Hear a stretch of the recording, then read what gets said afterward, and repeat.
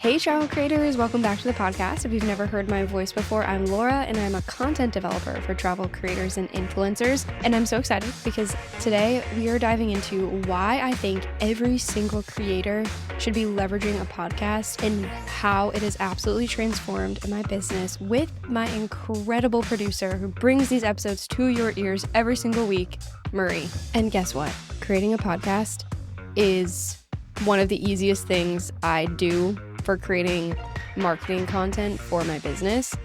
And in this episode, we're going to get into that. So I'm a podcast producer and I help six-figure content creators and coaches like double their freaking money through podcasting and using it as an effective sales funnel. I also do like entertainment podcasts and stuff too, but I really help people in business use it as a marketing tool. And yeah, it's called Annery Productions, which my name's Marie, but it's just my first name and my middle name mixed together. Yeah. Beautiful. I always wondered what that was. You can find that in the show notes. We'll leave all of Marie's incredible information down there. Okay, I can't speak highly enough about what podcasting has done for me as a little business owner over here. I never thought that it could be so transformative because it always felt like to me that like everybody and their aunt has a podcast. Like literally, I am people's aunts and it's like, okay, my aunt has a podcast. I never realized how important it could be because it felt like so saturated. But I always tell people, and who knows, maybe this is complete bullshit and you can tell me if I'm wrong, that podcasting is like in its infancy and that it is kind of where blogs were in like 2011 or something.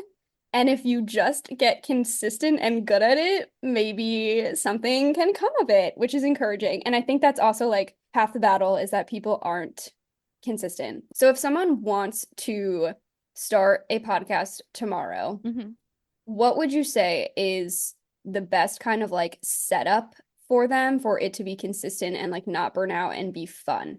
That's a good question. Okay, it took me like a year to figure out how to podcast because it was just me. So like I would find a podcaster and be like, hey, how do I do this? Or hire someone to at least launch you. Because it took me a year to figure out how to do it. And then I launched clients in like 3-4 weeks. And you could do YouTube University for like years and be like, what mic, whatever. I actually have a free launch checklist. I'll just add that to the show notes. But yeah, I think just what is something you genuinely cannot shut the fuck up about? Like at a party, everyone's like, damn, Laura's talking about it again. Like that's what you should be podcasting. Don't podcast about something you feel like excited about for like the next few weeks. It has to be something you're not tired of. And just to not burn out on anything, just don't go too hard too quickly. Like I kind of tell some of my clients to start up with bi-monthly and you can always ramp up. But if you do weekly and ramp down, people will lose trust in you. Oh my God. That's crazy.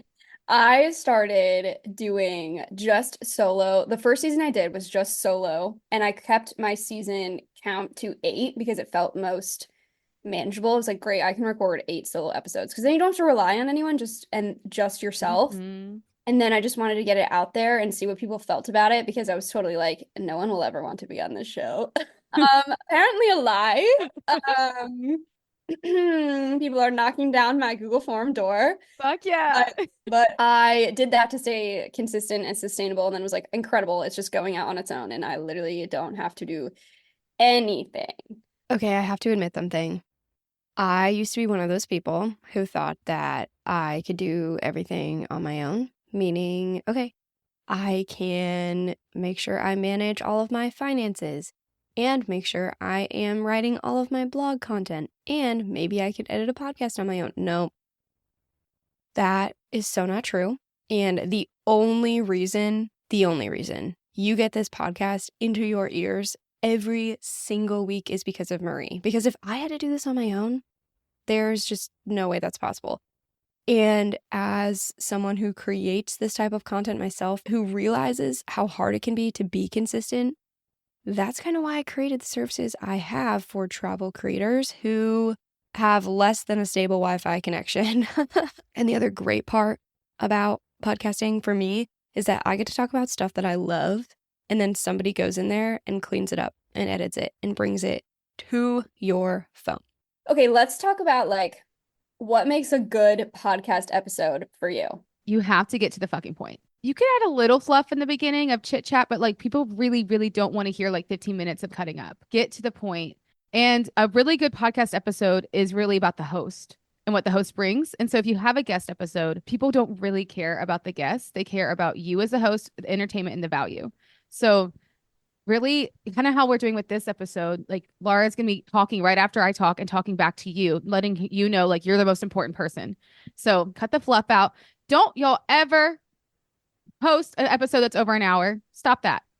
You're not Joe Rogan. I don't want to listen to Joe Rogan for an hour and a half. Like, fuck that. So you can literally create to the point, entertain, create an emotion in like 5 to 10 minutes. My favorite podcast is called Hindzight. It's literally 7 minutes, and he's changed my life in those 7 minutes. So just get to the point and edit. I was always nervous having guest episodes on because something that I'm about to admit to the internet, which I've never admitted before, but I really don't like listening to guest podcast episodes because I think I've only listened to bad ones. Because you're exactly right. I clicked on this episode for a reason and I want to hear that reason. And I'm sorry. I love you as a guest, but I don't want to know like why this person got to where they are, but I Yes. want to hear that at the end, unless because sometimes I do. Sometimes I'm like, wow, they do a really cool thing that I want to know more about, but I'd rather hear that at the end. The biggest problem is everyone starts the episode of, so how did you get here? Tell me about your journey. And the person's like, well, in 2012. Whoa.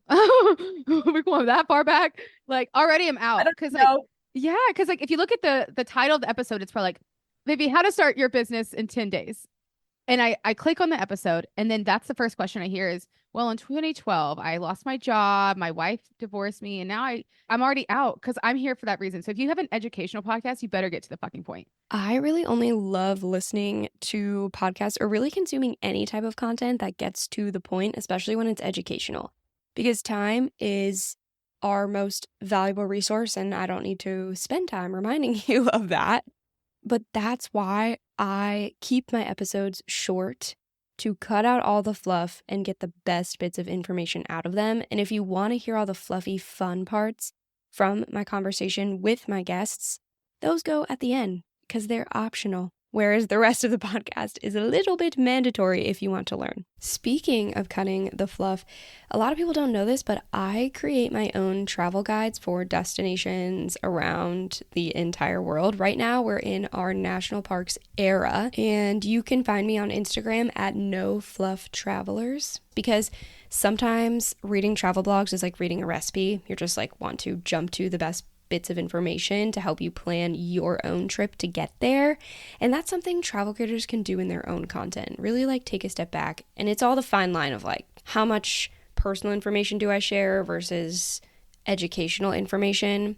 But anyway, in No Fluff Travel Guides, I break down the most important bits of information you need to know about a destination to help you exponentially reduce the amount of time you spend planning for your trip. You can find a link to No Fluff in the show notes if you're interested. Tell me why should business owners have a podcast? Because I was a little naive and was like, I don't really know how this could be helpful because it seems like such a saturated place. Mm-hmm. So what would you say to like a business owner or someone who's trying to build a business? Why the heck they need a podcast? I love this question. With podcasting, you don't need to have insane numbers to get a return on your investment. So another myth, people think, okay, the only way I'm gonna make money is I need to get a sponsor, and I need to have HelloFresh sponsor me, and I need to have a Patreon, which means like people pay you monthly for extra content. And I gotta do all this stuff. That takes a huge amount of community. If you're a business owner and let's say you're selling like how to do like newsletters, copywriting and stuff like that, you just need to niche down and make sure 100% of your audience listens to every single word you say. There's no one outside of that niche. And that way, whatever you sell, a good percentage of them will buy. Let's say you're a business owner and you go on social media. Amount of like click time where people will watch it is like 5 seconds. That's not real statistic, but I just know off my thing. Like if you don't have my attention in 2 seconds, I'm out. And you just spent like an hour or maybe 2 hours making that video and no one gives a fuck. And also, I can't really get to know you as a business owner. Then on podcasting, people give a podcast a chance for 3 to 7 minutes. That's a long time. 7 minutes, that's a long time to get a lot of stuff out that you need to get out if you cut the fluff. And also retention rates with YouTube, people only pay attention about 60% through. In podcasting, the average is 80% because people are listening while they're driving, while they're doing dishes, while they're like on their walk. So you're just able to be in more people's ears for longer. And just the most important thing is depth. Like you're not going to get the depth and the trust of your potential clients or customers through a 30-second TikTok video. You become the best friend in their ear. They start to trust you. And that's why I work with coaches, because they get to bring so much value and they're selling very, very expensive high ticket services. But if I've been listening to you for like 6 months and I hear you have a program and I trust you, I'm going to fucking invest like 6 to 10 grand on you because I trust you, and you're not going to get that over social media. So I think to end this, I would say you don't need like a big sponsorship. You just need to like really think who's your ICA, your ideal client, as your business. Translate that to your podcast, bring a lot of value, and then have high ticket services. So if you have a $5,000 service and you only have 100 downloads a month, if one person of the 100 buys it, that makes you $5K in a month. If you are a travel creator who has put together resources or services, and one of them is a high ticket offer, podcasting just feels like a natural next step because you can talk in depth about your offer or service and lead people to that through the podcast. Like Marie just said, people give podcasts almost 7 minutes of their time before they click off. And you can get in so much information about your offer and service in those 7 minutes, and it's not. Please don't just be like, here is why somebody should buy my offer right now, and this is how much it costs. Like, no, you have to tell people a little bit more about you. Basically, don't make the first 7 minutes of your podcast a complete sales pitch, but it is a great way to really show your personality and get in front of your target audience. And I feel like you're probably thinking, well, what would I talk about? Well, there are so many things you can talk about with your offer and service. You can have current clients on to talk about how you've helped them. You can share tips and tricks. You can harness the power of AI. There's so many things you can do to pick up a microphone and talk for 5 to 7 minutes once a week. And think about if you batched an entire month of podcast episodes, you could do that in under an hour if your episodes are really short and to the point. How do you feel about people who don't have like a business podcast, but are more like an entertainment podcast? And like, what do they have to do to try and make money? So for example, if someone was like, I want to create a podcast talking about some of my travel stories, but I don't have like great tips or knowledge to share. I'm not like an expert in one specific thing. How can those people like monetize a podcast, and how hard is that? Yeah, I feel like I'm just going to be frank, like entertainment podcasts are quite difficult to monetize because now you're just selling you. You need to create a very strong community. That means like on a more traditional route, your strong community would pay $5 a month to your Patreon. And if you get 50 of those people, I can't do math, but I think that's some money. You know, I don't do math publicly, so I'm not sure. Okay, well, insert in your calculator what 50 times 5 is, and you will make that money from. We have to do the math. Yeah. Wait, 50 times what? 5. 250. So you're now putting in the effort as an entertainment podcast of like, I want 50 people to sign up for my podcast and for my Patreon, where I'm going to send them extra episodes a month, and I'm going to send them merch and all this extra effort for $5 a month. I see a lot of entertainment podcasts doing this. You only get $250. But again, if you have a $5,000 product or service and you sell it for $5,000, you only need one person to buy it. 50 people, that's a lot of people. I only see the big podcasts monetizing. So it's not impossible. You just need to get creative. So you need to either have fucking fire merch that you sell at a high ticket. You could do like travel tours. Oh my God, there's so many podcasts that do travel tours and they do it for high ticket prices. Or then you start to like translate into other ways. I'm going to monetize through affiliate marketing. So that's say I'm an outdoor podcast. I'm going to make a relationship. Doesn't have to be REI, like a smaller company. And it's like, hey, everyone in my audience is obsessed with camping. Like, here are my stats. They love camping. And then you can start selling their products and get an affiliate. So there's ways to make money. But I feel like the cheat code, it will always be have a high ticket service and just create a business out of it. So that's my thing with entertainment podcasts. You can do it, but it's a longer road. And I'm saying that because I am an entertainment podcast on my own. And I don't see like a direct correlation unless I put a freak ton more work into it. what are some of your best podcast marketing tips? How the heck do I tell people about it? Okay. That's a really good question. I say play into your strengths. So if you're like already have a social media audience, oh my God, sitting ducks. If you have a newsletter, sitting ducks. For me, I have a very strong like networking strength. So when I did my podcast, I was like up in everyone's message and I wasn't sending group messages. I was like, Laura, can you please share this? Laura, can you please leave a review? It takes a lot of time, but like that's what I'm good at. And so I got a lot of people listening from the start.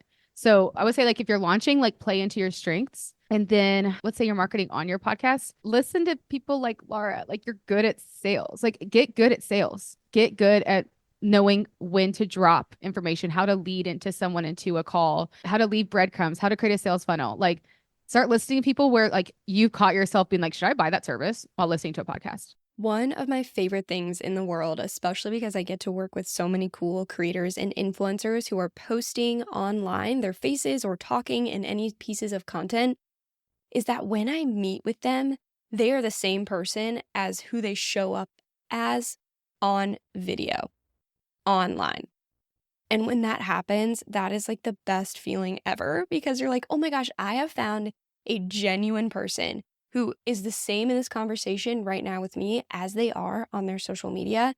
And I want you to know that when you have a conversation with me, if you get on a call, if you book one of my free slots, this is exactly how I am. This is how I will show up and talk to you. I'm probably wearing a crew neck and I have no shame about it because I use my podcast as a funnel filler.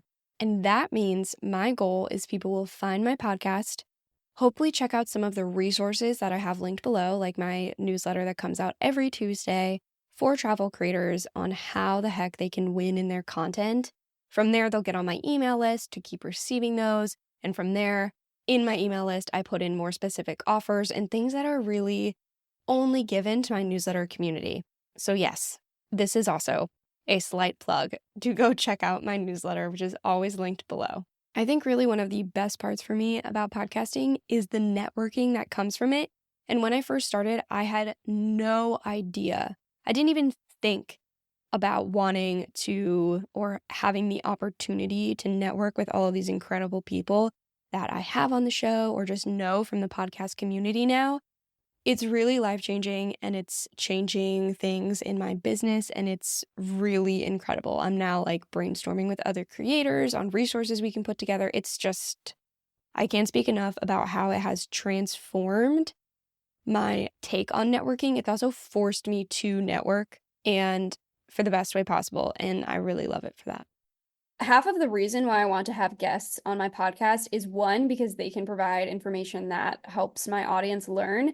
And the other half is that I get to network with incredible people and like shoot my shot saying, will you come on my podcast? And they're like, yes, I will. Oh, And I'm legit. like, oh my gosh. I totally didn't even touch on that. Like networking is like, I think personally the best part of it. I have made a serious amount of genuine friends from this situation. And I think half my clients have come from podcasting. People love to talk. They love making friends and podcasters are fucking cool. I just went to a podcast convention. I had the best time. Everyone there was amazing. And like, even if you're like, okay, I don't want to, have a whole business with my podcast. Like you have no clue where these networking things could lead you to at all.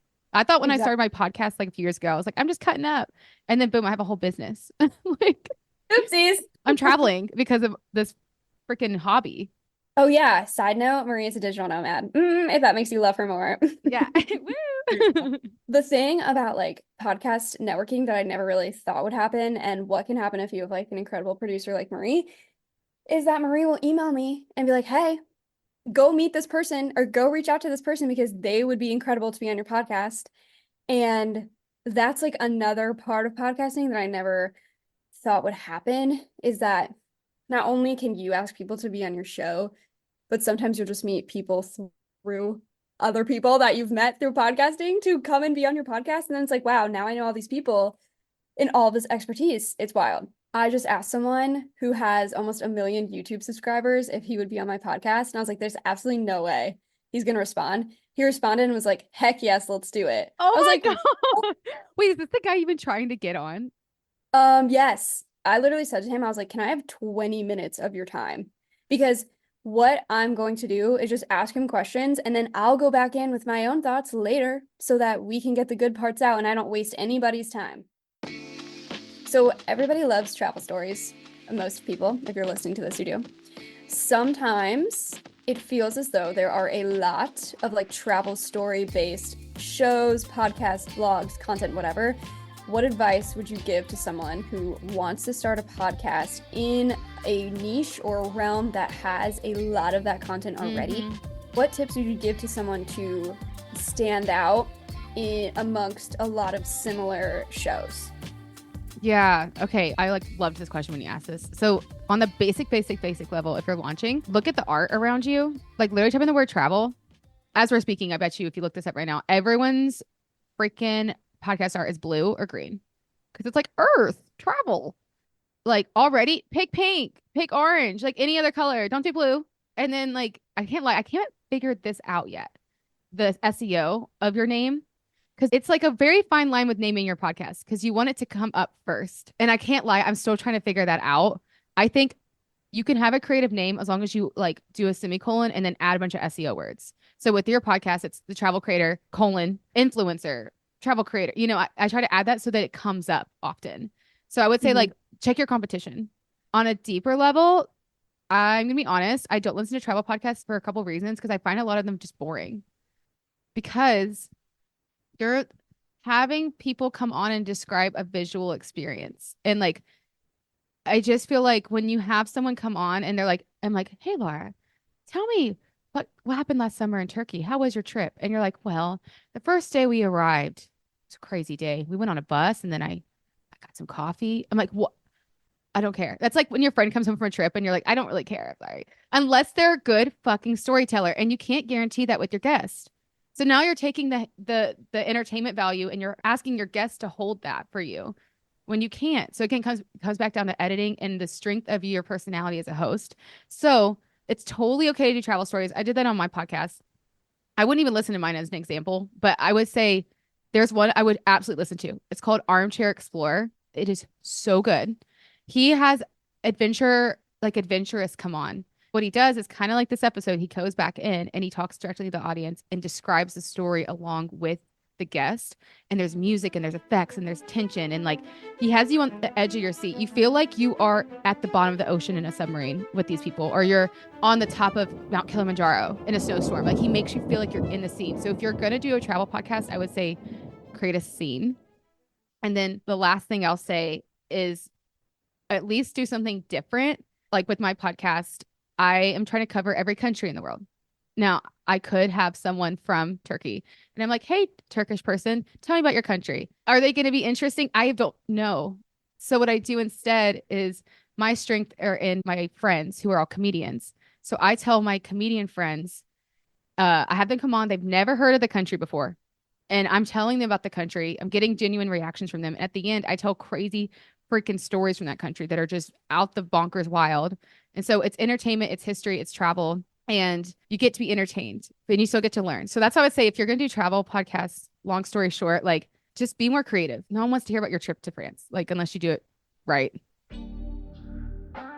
I do not listen to a ton of travel podcasts. And I think it's several reasons. One, because it's so closely tied to everything that I do every day that it just feels like more work. And secondly, because I think there are a lot of really bad ones. I do. And the reason that I think I have feelings about travel podcasts is because they're all feel to me like they're doing the same thing, just from the perspective of somebody else. Yes, it is true. Someone will come to your podcast and listen to it because of you. But when we get down to the nitty-gritty, a packing list for France is a packing list for France. So if you want to start a travel podcast, you need to do some research and listen to podcasts so you can figure out what you like and what you don't. And then you need to already know your niche. Who the heck are you talking to on this podcast? Because if you're trying to talk to everybody, you're talking to no one. For example, I'm not talking about travel in general. I'm talking to a very specific community of travel content creators and influencers who are already making money from their work in the travel space and are looking to elevate to the next level / learn how to manage that content. That is a very specific audience, and you need to have one in mind before you press record on that microphone. Because you can't just have like a little soapbox moment. I have like a little soapbox moment in a tiny community square rather than in like Central Park. I think in any content you are creating, the more specific you can be, the better that piece of content is going to perform. Whether it's creating a podcast show, posting an episode, or trying to brainstorm a script for your next reel. I would say go listen to some shitty podcasts, and that'll tell you exactly what you like to listen to and how you want your podcast to be. Type in like travel podcasts and just listen to a bunch of them and be like, whoa, I don't like this. That needs to be improved. And then start yours and just do something unique. I mean, it's the same with any type of travel content you're creating.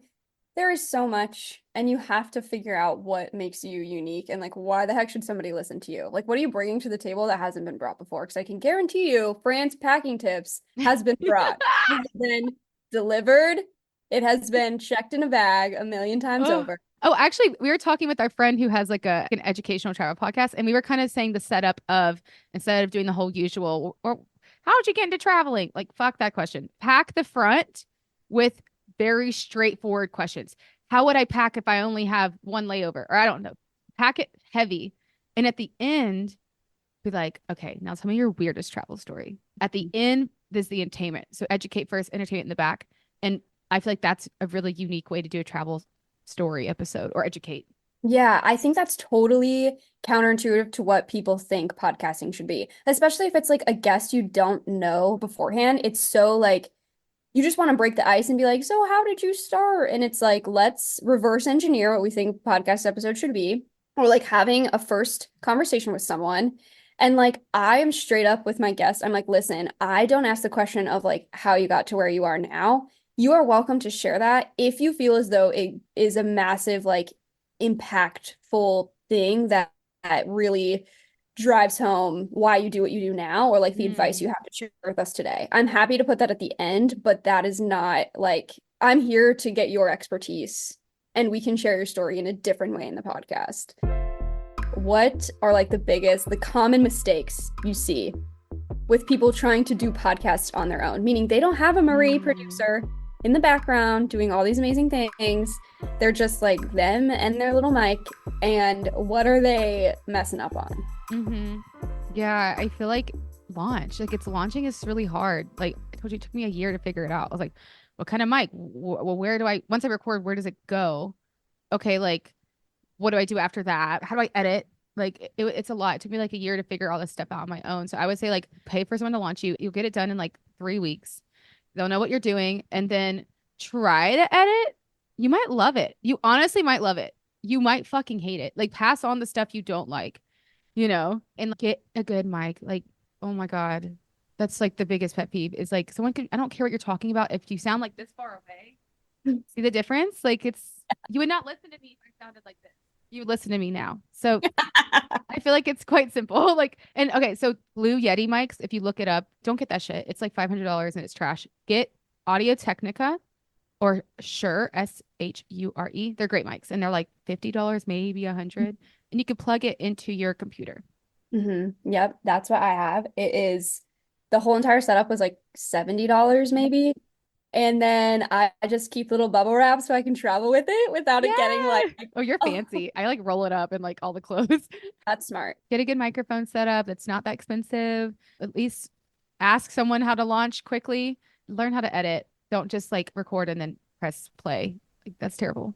And it's the best too, because it's just like any conversation you ever have with someone, you'll always think of better things when you've been away from it. You're like, damn, I should have said this or asked that or talked about this.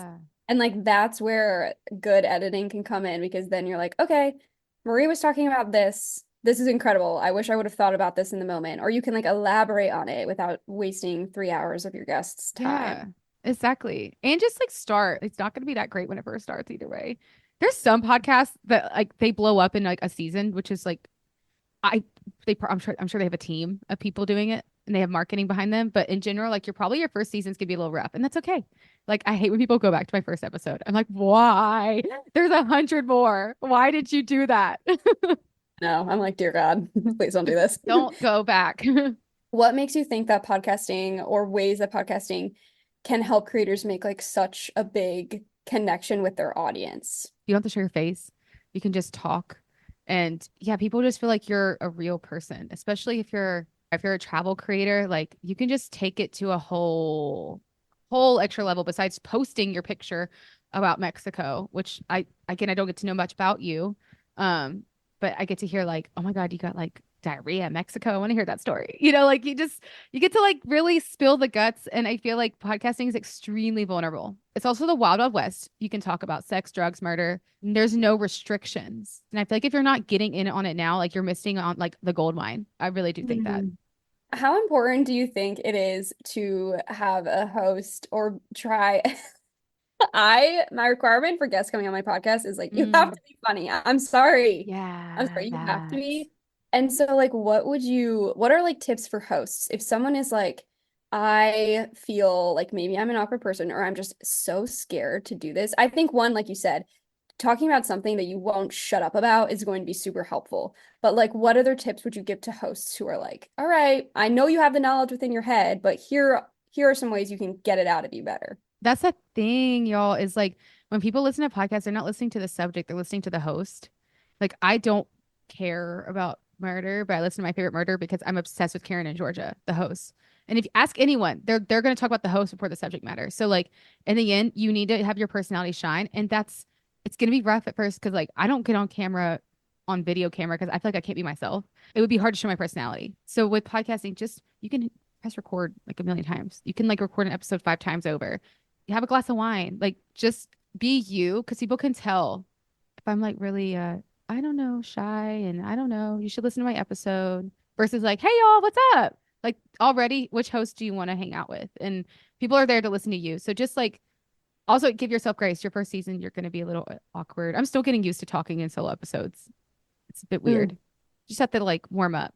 You will only get better at hosting your podcast the more that you love what you're talking about, because it's really hard to get excited about content and specific topics if you're like really don't want to talk about it. Like if this was a podcast about math or some shit, I wouldn't be sounding like this. Okay, if someone wants to start a podcast in the next quarter, or I hate that, that's disgusting, in the next few months. Quarter. I'm like, what's that? And I'm like, I'm really bad at math. We can't do math questions. Yeah, I'm so sorry. If someone wants to move forward in taking steps to create a killer podcast, what would you recommend somebody do right now when they're done listening to this? There's I think it's Buzzsprout or Anchor. Okay, when I say those two words, those are the distributors. Those are like companies that push your podcast to Apple or Spotify. Those companies have like how to start a podcast on podcasts. Like you can listen to like how to start a podcast for like months if you want to. That was really, really helpful. I think Anchor has one. So I would just kind of start there, reach out to other podcasters you could know if you know anyone. Be like, hey, what mic are you using? Like you could try it by yourself or like try to find a producer and be like, hey, can you launch me? Because everyone has jobs, they have other things going on in their life, and like having to do the research on YouTube and having to research, like I told you, it took me a year. I had the idea for a year and then I finally figured it out a year later. I had the idea for this podcast for a year and then Yeah, it's like I finally did it. it's weird now because I'm like, oh yeah, you just do this X, Y, and Z. Also, I'll put the checklist in the bottom. It's not like the greatest checklist ever, but it has some stuff in it that could really help you. And then yeah, listen to podcasts about how to start a podcast. I referenced your checklist so much when I was first starting. I was like, okay. Oh, really? Okay. Yeah, I was like, okay, here's what we have, because it's just so helpful. It's like one less decision to make, especially because like you are all constantly running into so many marketing tips and marketing doodads and all of this crap that it's like I am just choosing to trust this one person and this is what they're telling me to do and I'm just gonna freaking do it. And it was amazing. So I recommend you go check out the checklist in the show notes. Anything else you want to add about podcasting, traveling, being a digital nomad, or like even like podcasting for businesses, I guess. I just think it's like it's so incredible. It's so easy. It's so easy. Oh my God. I feel like it's too good to be true. Yeah, I do. Because it's so fun too. And it's like, go listen to my episode. Yeah. Also, I just think it's also such a record. Like I'll listen back on episodes like years ago and I'm like, whoa, like I was in that place in my life and my guest was in that place in their life. And just on the back end, like it's a good like diary to have of your own voice. And like when you die, like people get to listen to your voice. I think about that a lot. Oh my God. We do talk about murder on this podcast. Do you have any like podcasting horror stories? I've heard there's like people who just don't hit record, which you always make sure you hit record because you have a great conversation, then you're like, hey, sorry. Oh, here is one thing I will give y'all. I will die on this hill. When you get to the step where you're like, where do I record? Zoom, Squadcast. I'm gonna name a bunch of like names that you won't care about. Like, how will I actually record this when I have a guest on my podcast? Do not fly into Riverside's marketing. Fuck Riverside. Fuck you. They have ruined so many of my clients' podcasts. I have my own self like had to be like, that's not an interview. It's scrapped. Like the guest mic wouldn't pick up or it would jump or it would just quit. And you know what the customer service said? They said, well, the guest needs to do X, Y, Z, 1, 2, 3. And I was like, no. That's not on the responsibility of my guest to know how to work technology. That's you as a company. I could go the fuck off. Don't use Riverside. Zoom is simple. It's not the most beautiful, but it is the most reliable. Then there's Squadcast and there's StreamYard and a bunch of other ones. Totally fine. Don't you dare think about using Riverside. I want to end them as a company. Hate them. Petition below. Do you have anything else about podcasting and why people should freaking do it? Or creators? Yeah, creators. Yeah, I just feel like if you want to create depth, have fun, have a potential to make a shit ton of money. Again, if you have a high ticket service, just like make so many friends, expand your network, like expand it. I think it's really, really silly not to have one. Period. Like silly. Why not? Yeah, because it's so easy. Do you ever have people who come to you and they're like, I want to start a podcast, but I just don't. Maybe they're like not super confident in. They're like, oh, it would be a good idea, but like maybe I don't know what I would talk about, or like I'm really nervous. What do you say to them? Maybe not everybody can do this. Maybe not. Maybe I'm an extrovert, so like maybe I'm pushing this too hard. But like in the end, like you can just talk to yourself in the microphone. You do need to be passionate about it, and you can always have a short series. You don't need to do this forever. Like my podcast is forever because I'm trying to cover every country. It's gonna take my whole life. But let's say you're like, I just want to cover the 4 seasons of Insecure and what I think about it. You could just do short series and do things on things you love. And if you're like, again, if you're nervous, like have a glass of wine and you can always just record and never publish it. It doesn't have to go anywhere. Just try it, see if it's for you. And like not every medium is for everyone, but I find it very hard to believe that this medium isn't for everyone unless you're incredibly boring. I don't know what to say. Oh my God. Yes, as an ambivert, this is perfect for me because I get to have time by myself, but I also get to like do the best part of like the networking and everything. And then like after I do guest episodes, I'm like, okay, I need to debrief from like guest episodes I think are a lot of energy unless you're with friends. Like I think having a podcast with your friend is so beautiful. And the only thing is my suggestion is if you have a podcast with your friend, make sure they're just as into it with you. And when y'all monetize, how much money do you split? Like there's a little bit of that happening. That's why with mine, I have a lot of friends on all the time, but they don't own any part of my podcast because I know they don't care as much as I do. So it's very fun. And it's like having a little talk show. You don't have to go on like, Conan, what's his name? Conan O'Brien. Yes. I don't watch talk shows, but like you don't have to like go on Conan O'Brien to feel fun and cool. And no, this is the best thing I've ever done for my ego. Like everyone gets to be famous. Everyone gets to have their red carpet Conan O'Brien moment. So yeah, just try it out, see if it's for you, and it doesn't have to go anywhere if you don't want it to. But you can make money from it. You can always use the clips. Like if you recorded something and you didn't publish it right away, you could always use the clips as like voiceovers on social media. Boom, bang, boom. Also, it's just like a great way to knock out I'm doing so many things right now. Right now, I am networking. I get to hang out with awesome Marie. I get to do something productive in my business that is fun. I am also gathering clips for future newsletter content, social media content, and however else I want to use it. All in one 60-minute session, which like so true. There are very few things that you can do in your business all at one time, and podcasting is one of them. It's so fun. Okay, Marie, I need you to debrief for us the 2 podcasts you personally host. Okay, yes. So if you are a beginner entrepreneur or you're like, I hate my job and I just want to like travel the world and just have my own clients. I started a podcast called Entrepreneur Honestly. Laura's already been on there. Her episode is actually doing the best, which does hurt my feelings because it's my podcast. Just kidding.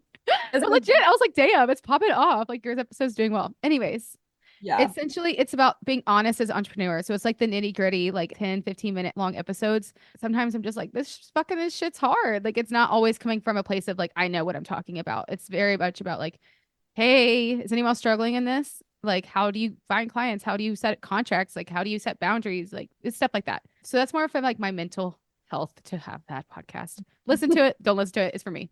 Then this is my baby. My podcast is called Culture Cult Show. Just a little background. I grew up in Alabama and I grew up very, very ignorant. And it was very embarrassing to be that ignorant and meet people from different countries. And they knew everything about Alabama for some reason, but I never knew about their country. So I was like, okay, like let's make a podcast for the people who are ignorant or who can't travel or who want to travel, but they can't afford to travel, but they don't want to be ignorant. So I'm trying to learn about every country in the world.